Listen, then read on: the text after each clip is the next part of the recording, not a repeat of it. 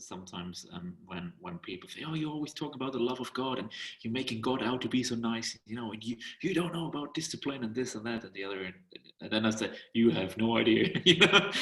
I did the whole thing. And my parents were seriously considering putting me into psychiatric care because I was such a religious zealot, or my stepmother and my father, because I would go out in the middle of the night, it's storming and raining up on the mountain where we lived, and pray because I thought I needed to do that and fast and lose so much weight and stuff. And so I've done the whole thing, probably more than anybody else. But so when people say to me, you just think God's so nice, you have no idea, And it's like you said, in the end, it comes probably back to the whole story with the two trees again, if your identity is in being right. Because what I tried to do when I was such a religious zealot, and you see that in Paul before his conversion, is that you see it's all about being right. Because when I'm right, I'm safe from God. Yeah, that shows we're still not loved. We still don't feel loved.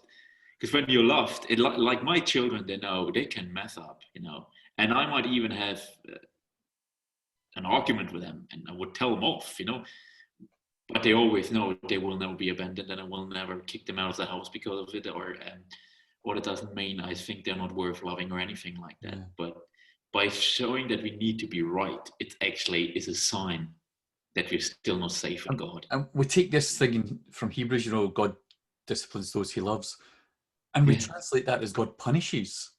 Yeah. Discipline is about training and teaching. Yeah. Correcting. It's like, and we still somehow have this idea of correcting as being like strict and harsh, when all it is like, no, let me show you the right way to turn that. That's discipline. Because you've taught someone and you're training them how to do something. Yeah. But we've translated it as punishment and anger, and because our own parents spanked us or slapped us or beat us. Yeah, that they take the scripture that spare the rod and spoil the child. Yeah. Which I think is a command. Spare the rod and spoil the child. No. It's interesting. I was reading a child psychologist, and he was saying, it's impossible to spoil a baby. Yes, I love that. It's impossible to spoil a baby. I love that perspective. Whereas it seems almost like the Christianity that I knew and grew up in and developed in was the exact opposite. Don't be nice to anybody because you might spoil them. Now, that's an exaggeration, but sometimes it felt that way. There comes this whole thing about it. I don't know if you've got that in the UK, but in Germany, a lot of among the Pentecostal churches, there was this idea. Well, if you want to do anything in the church, you first need to clean the toilets for 6 months. Then you don't need to clean the toilet anymore, because then you have advanced. And I always thought, well, if you're the servant of all, if you want to serve people, you will still clean the toilet if you're preaching or not. That it's not like a badge here and now you can preach because you cleaned the toilet. Now you graduated. But it's also this idea of we need to put you in your place and just look that you don't get too big for your boots, kind of thing, And this whole thing, we can't allow people to feel too good about themselves. The problem is, if you feel bad about yourself, you will treat other people badly. Yeah. The love of God makes us feel good about ourselves. Yeah. But it makes us also feel good about other people.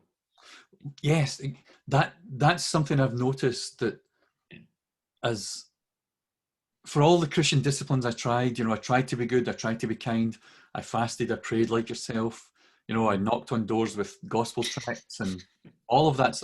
I was out in the streets preaching and doing all of that to try and be the Christian I thought God wanted me to be. Yes. But I still had an attitude to people. and what I'm finding in this revelation over the last 15 years is that people have become much nicer. Before that they were terrible.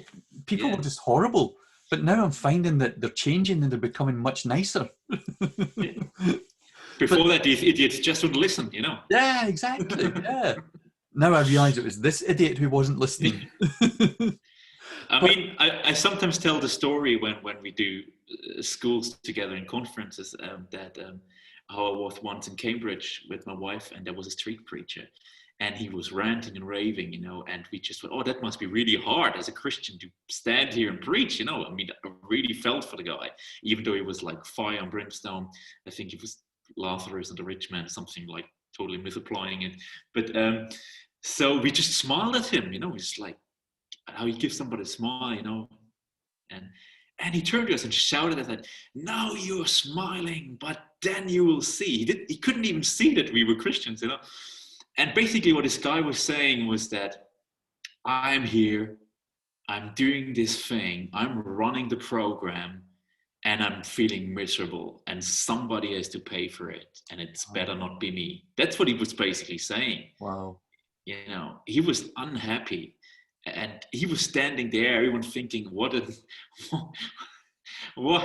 jerk, to spoiling our time, wasting our time here with us going shopping, preaching this hellfire and brimstone, and I'm doing it, and you seem happy, and I'm miserable. Something's wrong. And my heart just went out for him, that he couldn't even see somebody smiling at him. He couldn't even see the kindness. It's like that, even because coming into this revelation, people do misunderstand. I've had conversations with people where I'm saying, like, God didn't punish the man and woman in the garden when he put them out. It was an act of kindness and love to spare them from eternal ruination. And they're coming back at me saying, no, that's not right. God is a just God. God is a God of wrath. He punishes sin. He punishes the sinner. And it's like, yeah, but sin was punished on the cross. There is no more punishment, if there ever was any in the first place. But I find that I don't get angry with people the way I would have in the past, because I'm right and they're not. It's just like, you know what, I was there once. That's where I stood once. And that's where I nailed my colours to. And so I get it, and I don't need to argue. I don't need to get into a whole big, you're wrong, I'm right kind of thing. It's just like, okay, that's where you're at. This is where I'm at. Can we just agree that we're in different places? Instead of me being a heretic or you being a Pharisee, or and I find love is doing that in me without me having to make the effort. I need to be nice to this person, That's exactly that's a big thing.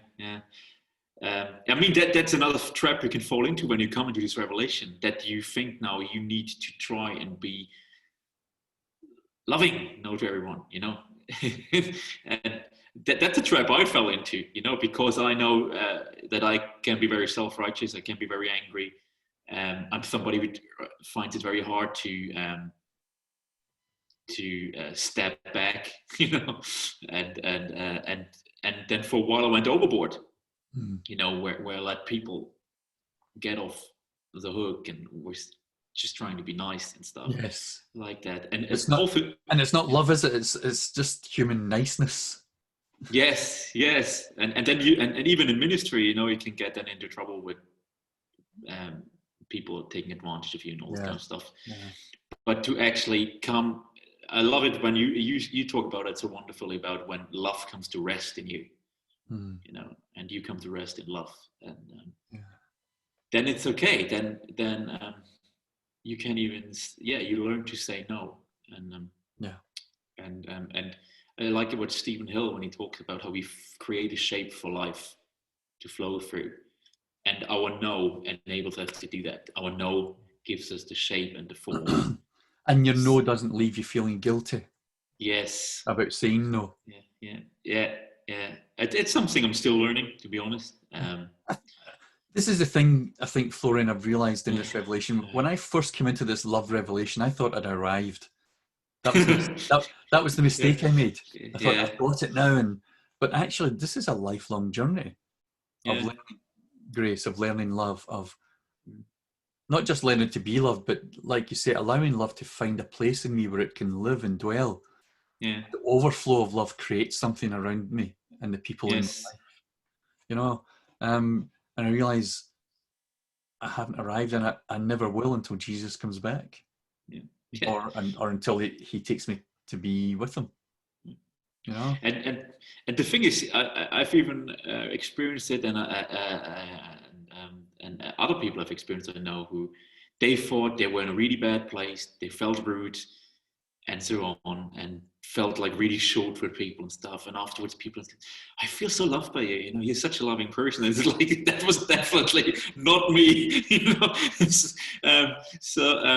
I don't know what you saw, but or I don't know what kind of other horrible people you usually associate with. But you know, it's really funny when you say you make space for his love. You know, even sometimes say, when somebody comes and they want time from you, and you don't want to give the time, you don't have the energy or something, I sometimes just say, oh, Father, you know, I don't want to talk with this person right now. I can't stand this now, and I'm not in the place mentally.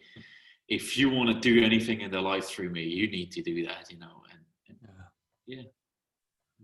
You said that when you were young, you know, in your teens, you get into the whole revivalism and prophetic, and where are you with that stuff now?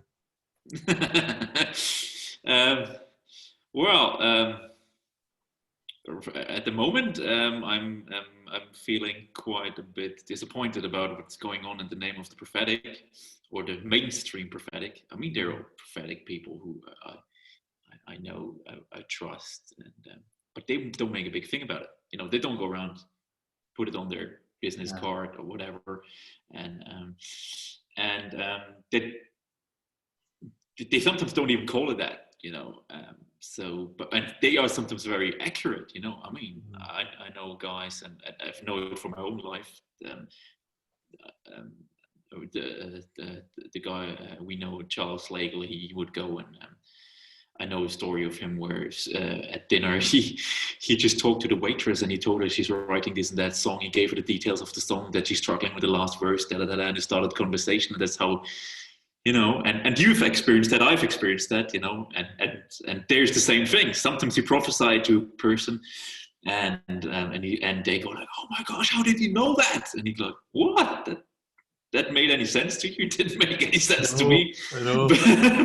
But what I see, this whole politicizing with prophecy, and using prophecy to manipulate, not only in the public space right now, like we see in the American election, where people have been using prophecy to threaten judgment on people and all this kind of stuff, and claiming a track record that most of them honestly don't have when you actually follow up the facts. And is that that wouldn't even matter if it's abusive. It's abusive, you know, no matter what track record they have, you know, because, you know, then it's just fortune telling. It's not prophecy, because prophecy is unveiling the heart of God and to a person.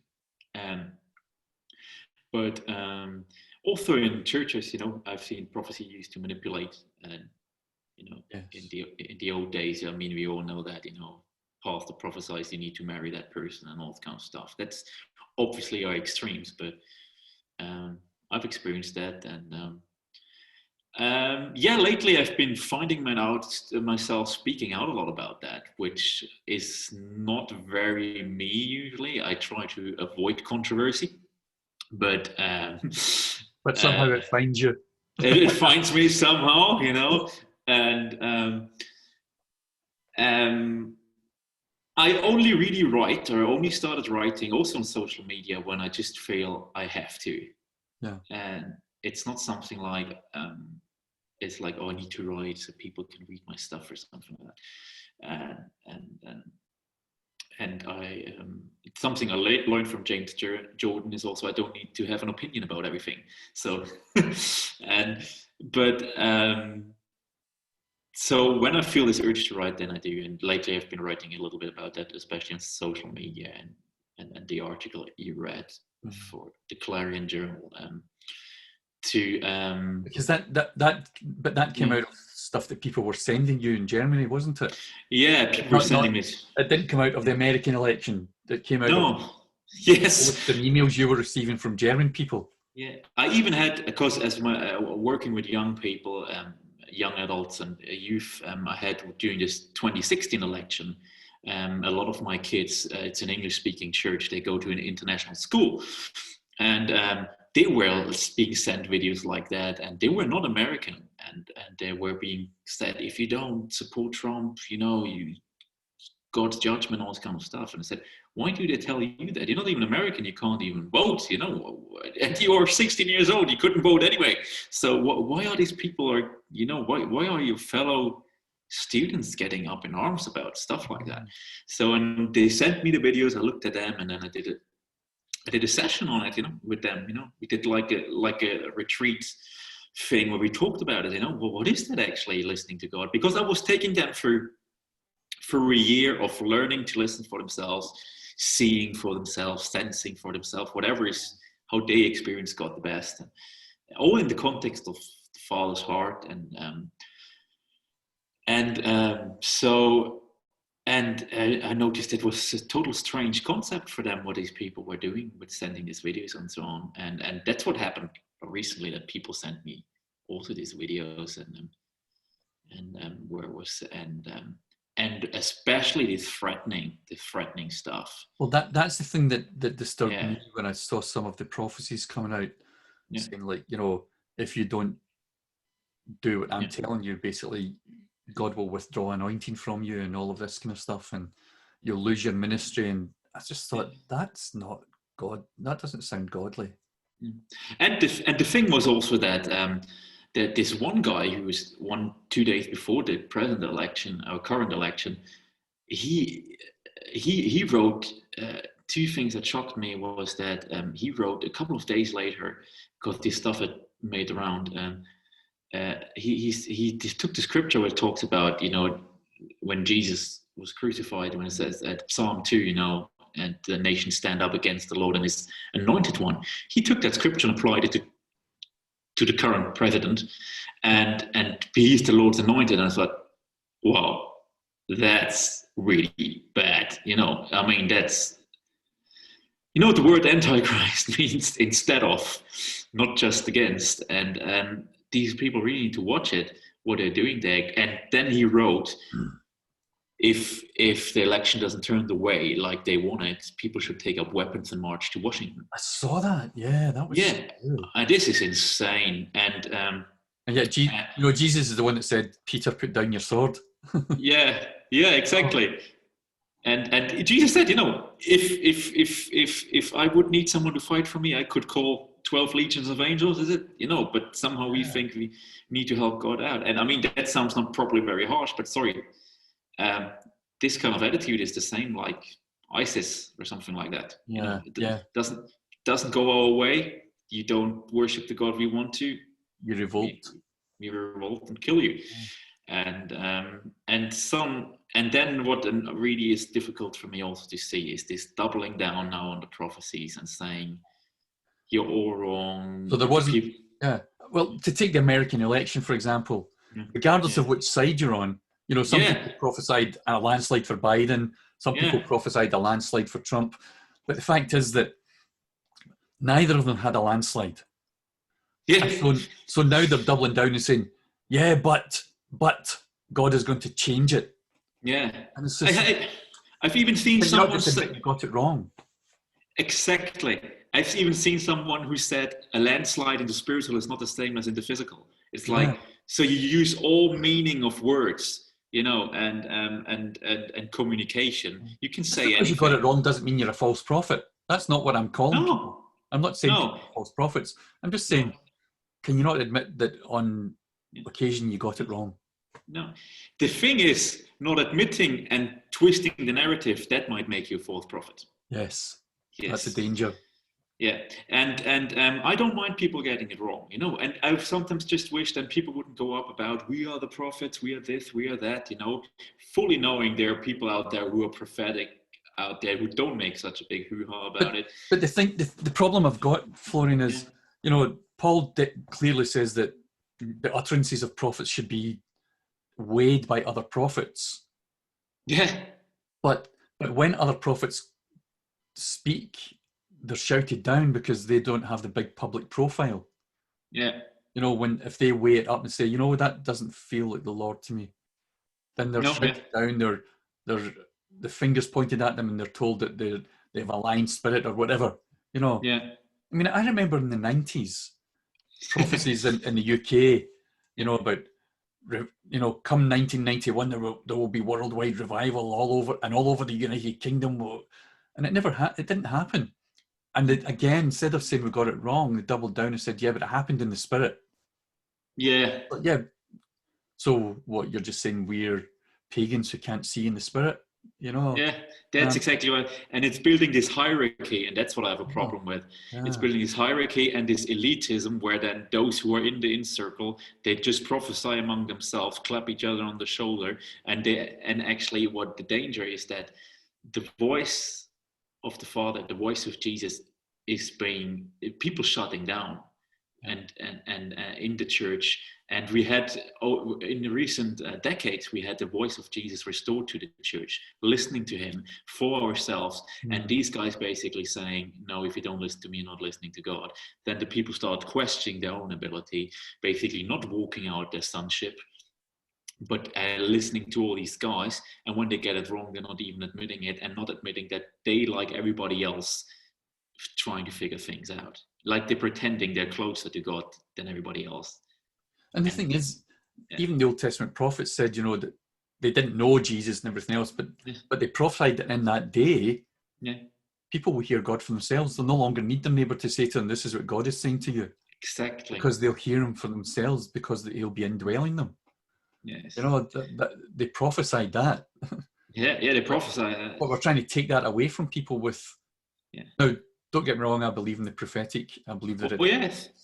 uh, and there is a genuine ministry of the prophetic, Yeah. but it's almost like it's being used to take away from people their ability and their right to hear God for Yeah. themselves. And that's where you will actually mature and a real prophet. They will always lead you to the Father. That's Yeah, what Jesus did. They yeah, will always lead you into your own relationship with Him. They will not make you dependent on themselves. If somebody makes you dependent on themselves, turn around and run away because they are not mature enough yet. They might even have a genuine gift, these people, but they're immature. And just yeah. because they got a platform and a good website doesn't and have the ear of certain people does not mean that actually they're mature in the gifts or in even in the character. And especially if they speak out threats. I mean, that comes back to the whole being right or being loved thing. If you prophesy something and it doesn't come to pass, just go and say that was wrong. But for me, again, it falls back to our understanding of who God is. Yeah. Does God really threaten people? Do this or else? I No, don't think he does. I don't believe that he does that. You know, no, and the way people have interpreted it, you know, because it says to Jonah, you know, like, go to Nineveh and stop me from destroying it. Well, no, he's warning them that destruction will come upon them because of the way they're living, not that yeah, he's going to execute destruction on them. no, You know, and I think today when we point the finger and say, God says if you don't do this, he will remove this and he will do that to you. And I don't believe that's the voice of God. You know? no. Usually, those people I encounter in my personal life who do that, they've got a lot of stuff going on in the background you don't want to know about. Yeah. Well, I think, you know, for me, what little I've learned of the prophetic in my own life is that Yeah, you prophesy out of what's in your heart. yeah, yeah. And so if That's I have an idol of, you know, I don't know, I desire to be a millionaire, then yeah, I will prophesy along those lines because that's the idol I've put in my heart. You know, yeah, if the idol in my heart is to put up a president who claims Christianity as his own religion, yeah, and I will yeah. prophesy in favor of that person because that's the idol I've put in my heart. Yes, You know, I think if we put the angry God yeah, in front of our eyes, then we'll prophesy through that vision of the yeah, angry God. You know, definitely. so I think we need to be very careful about our own hearts when in that Yeah, ministry because there are people who are vulnerable and who will follow the advice of someone who is yeah, known or calls themselves a prophet.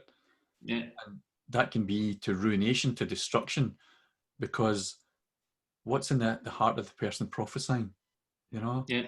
Um, And the thing is, that those persons, even they can have a genuine gift, but they yeah. will perceive and interpret what they see and hear through that lens. So I don't even doubt that some of these guys might have really heard or Oh no, seen I something. don't doubt that many of them have Yeah, got genuine prophetic gifting. Not yeah. at all. It's But just when you have something in your heart that you hold yeah, dear and you're clinging desperately to, that will influence how you prophesy. It just disturbs me when people don't allow you to critique or question the yeah, validity of some of the things they say or do. yeah. You know? And I've been there, And, I've been in that place where I'm so insecure and so broken, and I desperately need to be right and approved, yeah, that for anyone to question me yeah, and yeah, my beliefs, my actions, my whatever, it's to admit it would be devastating for me. And so instead I go on the attack against them and yeah, show them that they're wrong, even when they're not. yeah, That's the scary thing. You know, yeah. And that's even the difficult thing about writing something like that, or speaking out about something like that. You don't want to go now in the same spirit and yeah, actually say, "Oh no, you're wrong, and you're the heretic, and you're this, and you're that," and um, and it's not about the person; it's about what's happening, and you're also standing up for, as you said, the vulnerable, and if you're called to do that, and I think, but that's where the divisions always comes in. Is it's like you're not allowed to question it or critiquing something, and that's where I see with David, King David, when he was called a man after God's own heart, but when he um, got Bathsheba, Nathan still came, and God spoke through Nathan through him, and a lot of people would say, but God, David was God's anointed and so on. How could Nathan dare and call him out on it? It's like, yeah, well, how did Nathan know? We don't know how he knew, but that's the job of the prophetic as well. And it doesn't matter if Trump or Biden or whoever is in the office. The prophetic, if you are called to speak in the political realm, then you're not following a certain party line. yeah. Then you're speaking out always against injustice, but also bringing hope and alternatives. And I think and it's interesting you bringing Nathan and David. Nathan yeah. didn't storm into the palace room and say, "You murderous adulterer." No, he He, didn't. No. he brought, and he says, "David, I need you to judge in this situation." And then David says, "This is my judgment." Yeah, Then he says, "King, you're that man." And I yeah, don't think he shouted, pointed his finger. He said, I think he just you, said, "King David, you're that man. yeah, You took exactly. Bathsheba and and David recognized the Lord's voice in it." Yeah, I think that's the thing. Like, if you really believe you're prophesying from God, then it's up to the person listening yeah, to see if they recognize the voice of God in what you're saying or not. yeah, And it's their choice whether to receive what you're prophesying or don't. Threatening them doesn't change that, yeah, you know? yeah. And I think that also where terminology is helpful. Sometimes better.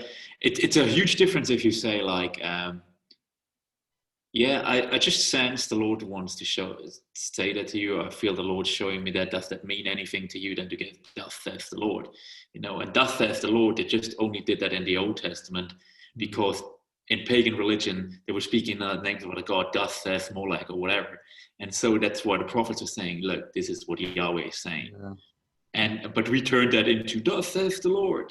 Thou And shalt. I think when we start off with that, "Thus saith the Lord," it's almost like you cannot question me. Yeah, You know, yeah, that's almost like what's been said. Now I'm about to prophesy, and you cannot question it because this is the Lord speaking.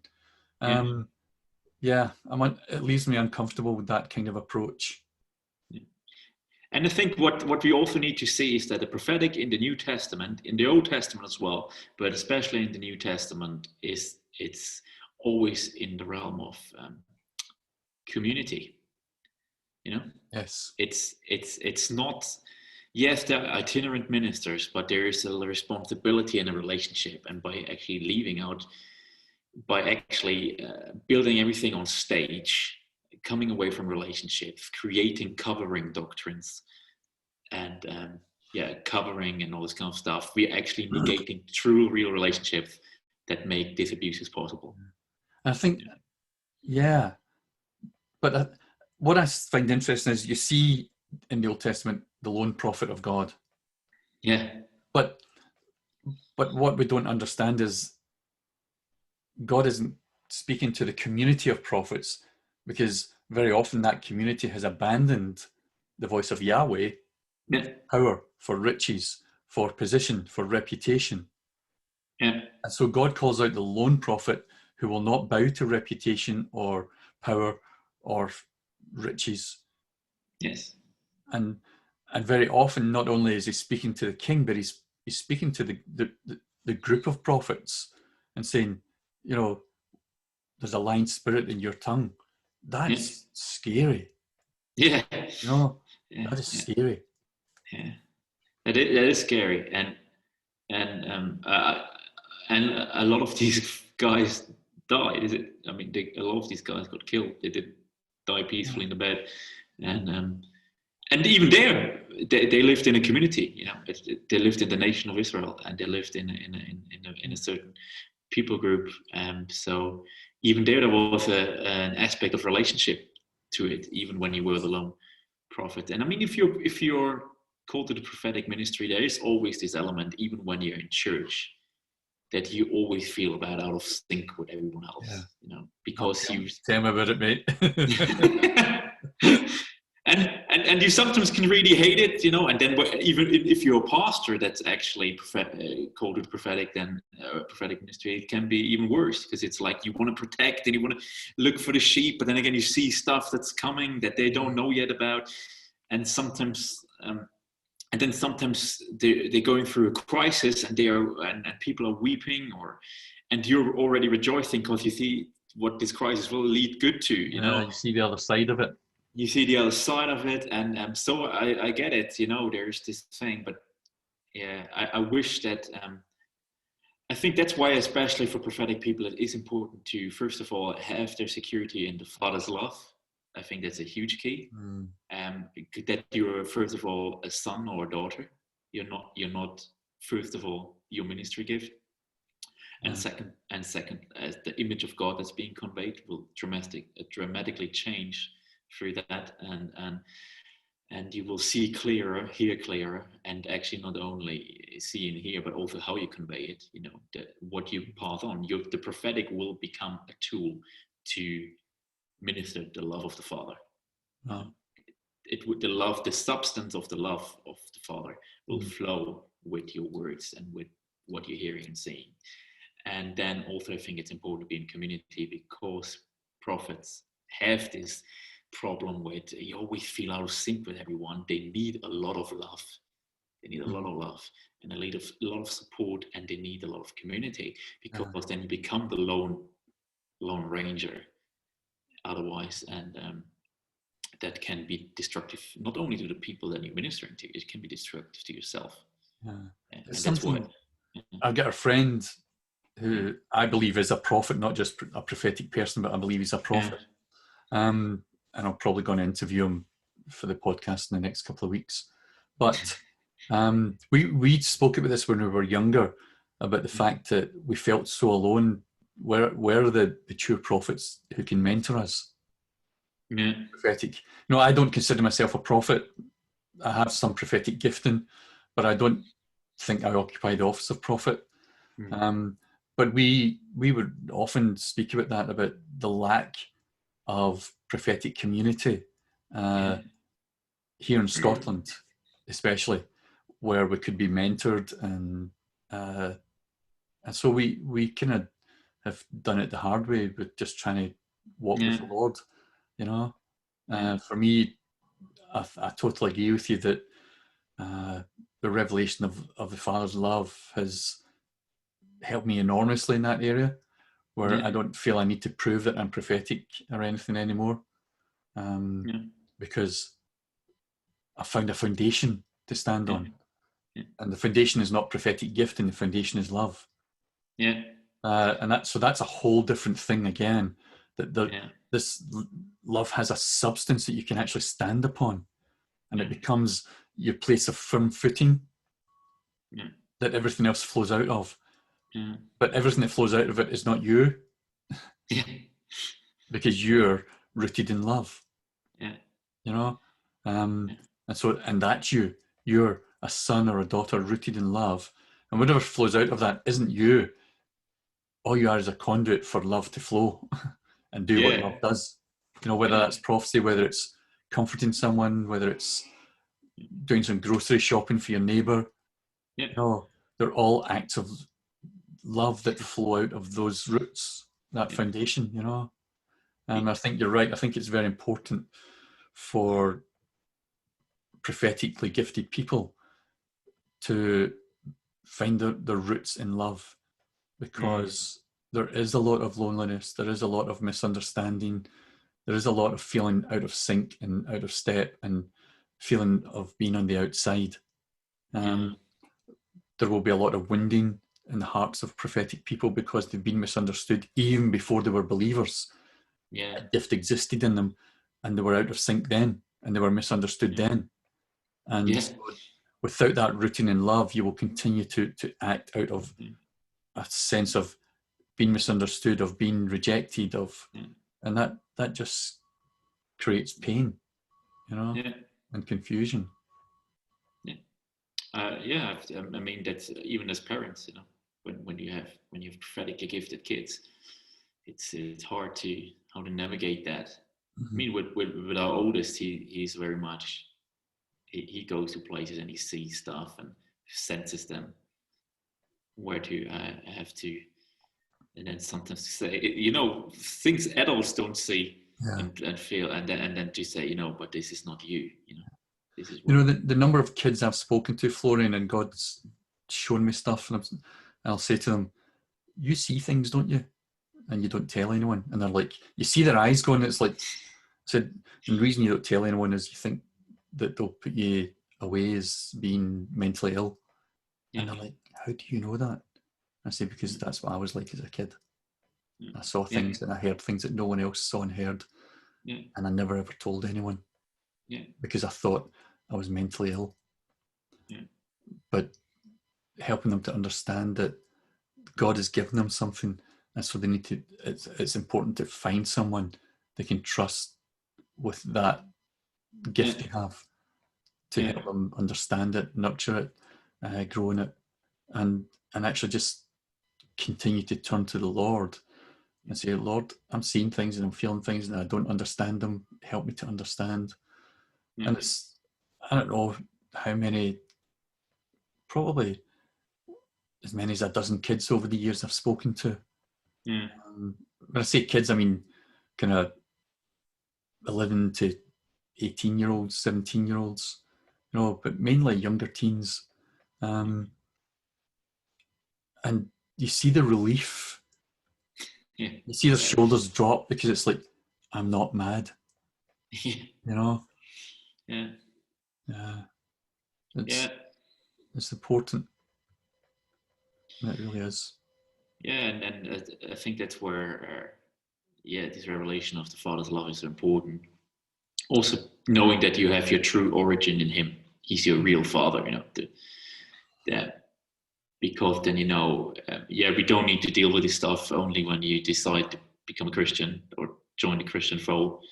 But He's already invested all this stuff in you, and He wants to relate to you now and what to do about it now. You know, before they even can mentally sort out through all the religious language or whatever, you know, or picked up a Bible or anything, and prayed a certain prayer or whatever. It's if you can approach people then from that sense of love, being loved and being love, becoming love to people. Yeah. Yeah. Yeah. Wow. And again, I think it's back to that whole thing that's the lifelong journey, isn't it? Yeah. Becoming love. Yeah. Not just being loved yourself, but becoming love. Yeah. It's almost because we've been so accustomed in Christianity to like snap your fingers Yeah. and Shazam, you know, kind of like Yeah. God's your fairy godmother who gives you 3 wishes. And Yeah. like, I want to be loving, or I want to be, you know, whatever. But actually it's a lifelong journey of learning to be loved. and allowing love to so captivate us that we start to become love itself. Yes. And I think that's what, when the Bible talks about all creation groans and so on for the unveiling of the children of God. Um, that's one of these examples where you can take wonderful scriptures and you can turn them into, we're going to take over the world and we're going to show everybody and this and here and there. And but if we think about God as love, it's basically saying the unveiling of the children of love, and we are. Love is God's nature, and as His children, it's our nature, and we are supposed to grow in that nature. We become participants or partakers in the nature of God, like Peter says. Well, Peter says that, doesn't he? We become partakers of the divine nature.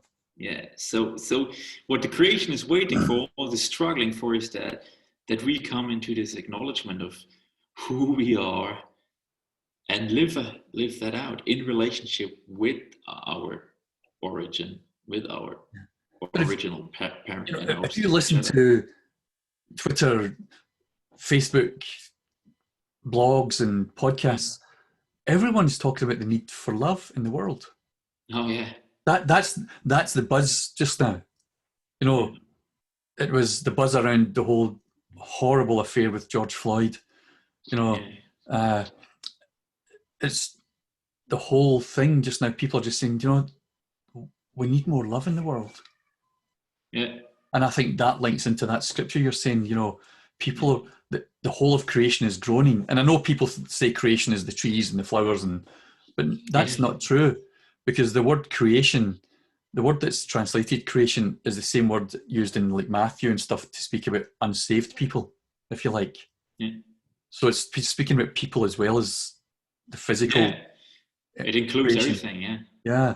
And so there's this groan and desire for love to be revealed in the earth.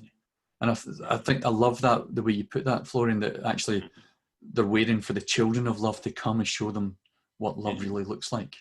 I mean, that's what it means, Jesus being the firstborn, isn't it? I mean, he brings many brothers and sisters into glory. And there again, it's about the unveiling of the glory of the children of God. And basically everything Jesus did. I mean, Jesus didn't go around, I'm the Messiah, I'm this, I'm prophet, I'm here, I'm there. He was going, the things I'm doing, it's not even me doing, it's my Father doing it. I'm just doing what he shows me. I'm just saying what he tells me to do. And I think that's what the Christian life is meant to be. We are to be like our Father or our parent, if we want to include the mother heart of God in that. But can you imagine being so free of egotism, though, that you don't claim any responsibility, you don't claim any fame for doing amazing things? Can you imagine being that humble and free? That free of I don't need to be acclaimed for the great things I do, because I'm not doing them, it's my Father doing them. I'm just having a good time. I'm just following my Father. Wow. And I think that's where true freedom lies, and that's where I think a lot of us, when we start getting these glimpses of the Father's love, is that we no longer function very well in religious systems. Is that you don't care about the stuff anymore. You don't care about if you're on the board, or if you've got this title or that title. My kids could care less about what I'm saying in this church, and to be honest, I had, as you know, a couple of years ago, I had a bit of a health scare, and that I didn't know which way it would go. And when I came back from the doctor, all I could think about it was like the times we only had Raphael back then, the times I went with him snow sliding or whatever, thinking about when I would play with my son, or go for walks with him. Not one sermon I ever preached popped into my head. Not one prophecy I ever spoken popped into my head. It was just the relationships that matter when you actually have to face your mortality. A lot of people, they will tell you they don't think about a job, their career, or any of that. That all that doesn't matter in the long run. But the love that you've received, and the love that you've given, and what you learned, and all of that. Wow. That's what really is the important thing, and the relationships. And I sometimes have to even say, I'd rather have the relationships, even the friendship we have, I mean, we are friends Yeah. apart from ministry, Yeah, of course. and we always be friends apart from ministry. I'll come and visit you just because I want to see you Yeah, and Claire and the kids. Well, yeah, actually, I want to see the kids more than you and Claire, but never mind. yeah. But the ministry is sometimes, yeah, it's fun. I can do it. But it's secondary. It's the ministry is part of our friendship rather than our friendship being part of ministry. Yes. I think that's probably the way to put it. Yeah. Obviously, you will talk about it sometimes, just because the same thing. You say something, or I say something, and said, "Oh, I never thought about it like that." And that's normal. But then we'll also talk about the whiskey when it's opened. Yeah, exactly. Or worse. Yeah. But I think that's something I've learned, Florian. I'd rather have friendship than reputation. Yes. It's funny. I'm doing some therapy just now, and the therapist said, I want you to write a letter, and I want you to, and this is a question I'm wanting you to answer. What would you say to your younger self? And I wrote one version that was quite dark and heavy and kind of fatalistic. And then after a few weeks, she asked me to write it again. And I wrote it very, very differently. And one of the things I said in it is, you to my younger self is, you consider yourself to have failed in life, but that's because you're measuring success against this world's measures of success and finance and power and reputation and titles. But actually, success isn't measured that way. It's measured in friendships. It's measured in the people's lives you touch. It's measured in the people who admire you and love you. Yeah. Even though they know your failings and faults. Yeah. And I think that's the thing. That's success is found in, back to what you were saying about the Trinity. It's found in family. It's found in friendship. It's found in community, not in deeds and reputations. Yeah. And I think love has been shown me that, and I'm finally starting to understand the lesson. Yeah. I'm not saying I've fully learned it. I'm beginning to understand the lesson that's where success is. Love. If you want love to lead you in success, it will lead you into relationship and community and friendship and family. I was looking recently at Acts 17, and when Paul says, in him we live and move and have our being, and we are his offspring, he breaks down the them and us divide. Yeah. He doesn't say, I'm a Jew who is a follower of the way, and I live in him and move in him and have my being, and you can too if you believe in him. He doesn't do that. He includes them all. There is no division. There is no them and us. It's just like we are all his offspring. We all live and move and have our being in him. I just think when you understand, love is much more inclusive. Yeah. And people think that sounds really new agey and woo. But actually, that's the gospel. It is, yeah. Love is inclusive. Yeah. It's not exclusive. It's not them and us. It never has been. But any final kind of thoughts or words you want to share about walking in Father's love? If not, that's okay. But just if you do. You just enjoy it, I would say. Don't try to immediately do something with it and think, no, we all fall in this trap. Now I've got it. Let's do something with it. And let's tell everybody else. But one of the things I really learned over the years is learn to enjoy it first for yourself. And whatever grows out from that, it's wonderful and you're going to enjoy it. And but you will actually find that you might not even be interested in ministry anymore. Much. You enjoy other things that you've laid aside over the years, things from your childhood or old relationships and friendships. You might call up some of your old friends again, childhood friends that you've forgotten or whatever. And just lean fully in, I guess. Yeah. And as it Paul says, follow the way of love. Follow the way of love. Yeah, exactly. Yeah, that sums it up quite nicely. Florian, it's been a great joy, mate. Yeah, as always. Lovely to see you, and I love your thought, your thinking. I love how you see things and how you frame things. It's always a joy. Thank you. Thank you. Next time I need to bring a glass of whiskey. Then it feels more authentic when we're talking. Cheers. Cheers.